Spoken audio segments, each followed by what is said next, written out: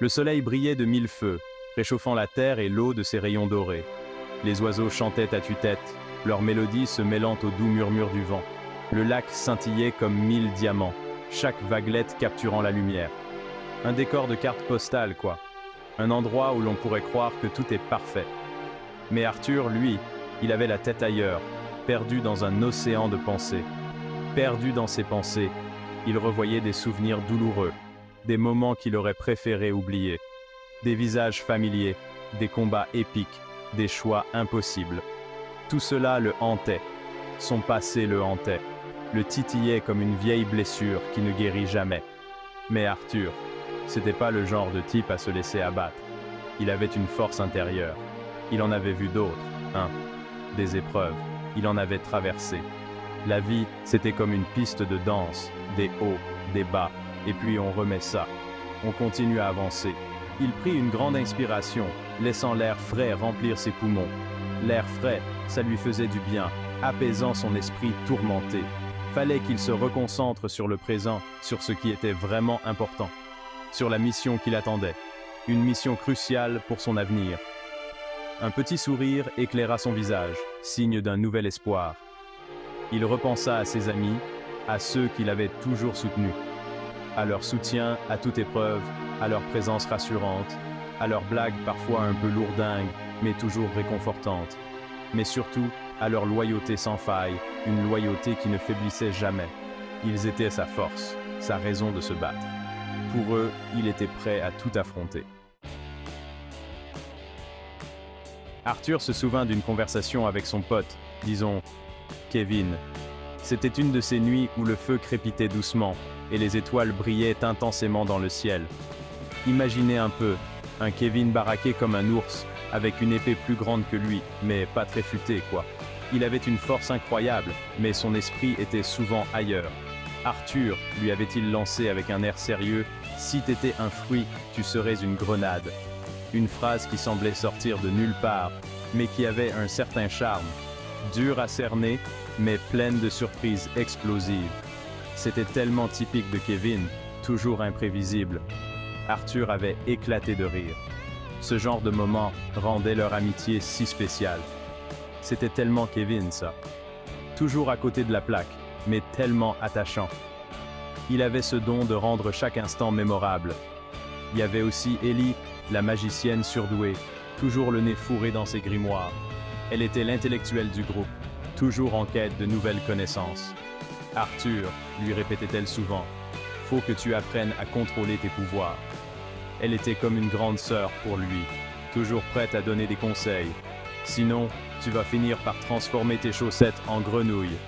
Une mise en garde qui faisait sourire Arthur à chaque fois. Ses souvenirs, même s'ils étaient un peu débiles, lui apportaient un peu de légèreté. Ils étaient comme des trésors cachés dans son esprit.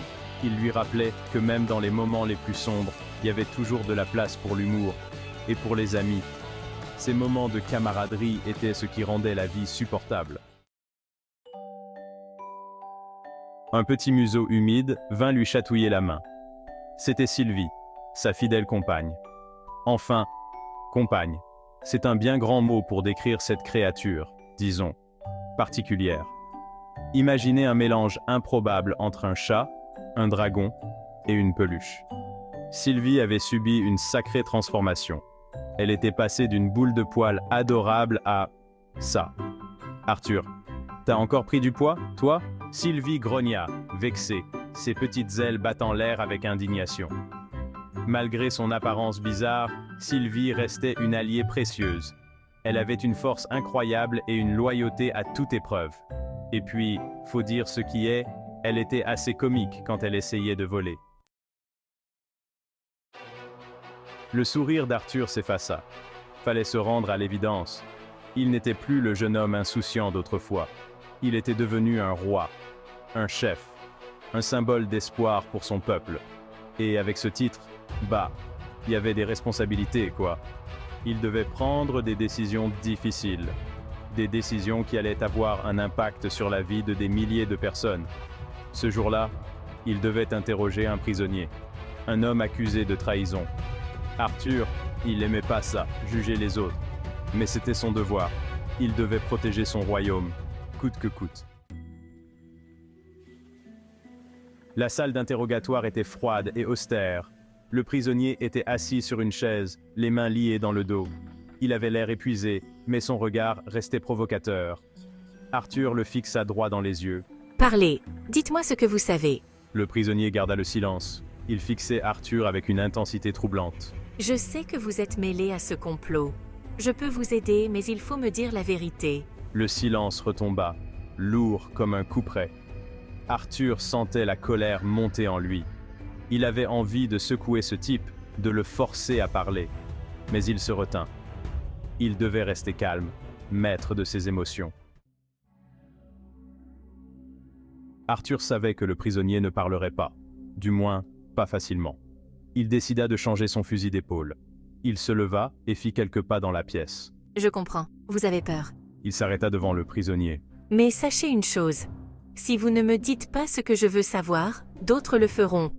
Et ils ne seront pas aussi cléments que moi. Arthur quitta la salle d'interrogatoire, laissant le prisonnier seul avec ses pensées. Il avait joué sa dernière carte. Maintenant, il ne lui restait plus qu'à attendre et espérer que son pari était le bon.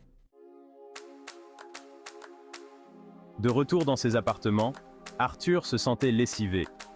L'interrogatoire l'avait vidé de toute énergie. Il avait besoin de prendre l'air pour se ressourcer. Il décida d'aller faire un tour dans les jardins du palais, espérant y trouver un peu de réconfort. En chemin, il croisa son conseiller, un homme âgé et plein de sagesse, qui semblait l'attendre. « Alors, Majesté, des nouvelles du prisonnier? A-t-il parlé ?» Il ne veut rien dire. Il reste silencieux malgré tous nos efforts. Je commence à perdre espoir. La situation me semble sans issue. Le conseiller écoutait attentivement, un air de sagesse et de compréhension sur le visage, prêt à offrir son aide. « La patience est une vertu, Majesté. Laissez-moi m'en occuper. Je suis sûr que nous trouverons une solution. J'ai peut-être une autre approche qui pourrait fonctionner. » Arthur hésita un moment. Il n'aimait pas déléguer des tâches aussi importantes, surtout en ces temps troublés. Mais il savait qu'il ne pouvait pas tout faire tout seul, et qu'il devait faire confiance à ses conseillers. Très bien, je compte sur vous. Ne me décevez pas. Arthur regarda ses hommes. Il voyait la peur dans leurs yeux. Mais il voyait aussi de la détermination, de la loyauté, de l'espoir. Il savait qu'il pouvait compter sur eux. « On a traversé des épreuves bien pires par le passé, » dit-il en souriant. « Et on s'en est toujours sorti plus fort. Ensemble, on va vaincre cette nouvelle menace. On va protéger notre royaume. On va défendre notre liberté. » Ces paroles résonnèrent dans la salle, réveillant la fibre guerrière de ces hommes. La réunion dura encore plusieurs heures. Des plans furent élaborés, des stratégies mises en place. Arthur écoutait attentivement, posant des questions, donnant son avis. Il était le roi, mais il était aussi un fin stratège.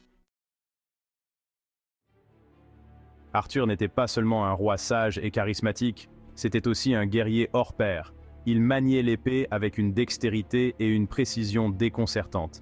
Et il maîtrisait la magie comme personne. Il avait passé des années à s'entraîner, à perfectionner ses techniques. Il avait appris à canaliser son énergie, à déchaîner des sorts d'une puissance inouïe. C'était une arme vivante, une force de la nature. Mais Arthur savait que la force brute ne suffisait pas. Un bon guerrier, c'est aussi un guerrier intelligent, rusé, imprévisible. Il devait savoir quand attaquer et quand se replier, quand frapper fort et quand faire preuve de retenue. Arthur avait beaucoup appris depuis son arrivée dans ce monde. Il avait appris la valeur de l'amitié, de la loyauté, du sacrifice. Il avait appris à être un meneur, à prendre des décisions difficiles, à assumer ses responsabilités. Il n'était plus le jeune homme naïf et insouciant d'autrefois. Il était devenu un roi, un guerrier, un héros. Mais surtout, il était devenu un homme prêt à tout pour protéger ceux qu'il aimait. Le chemin qui l'attendait était encore long et semé d'embûches. Mais Arthur était prêt à l'affronter. Il avait confiance en lui. Il avait confiance en ses amis. Il avait confiance en l'avenir. Le soleil commençait à se coucher, embrasant le ciel de 1000 couleurs. Arthur respira profondément l'air frais du soir. Il sentait une nouvelle énergie l'envahir. L'énergie de l'espoir, l'énergie du combat, l'énergie de la vie. Il était temps de s'y remettre. Il y avait encore tant à faire, tant à accomplir. Le destin du royaume était entre ses mains, et il ne comptait pas les décevoir. L'aventure continuait.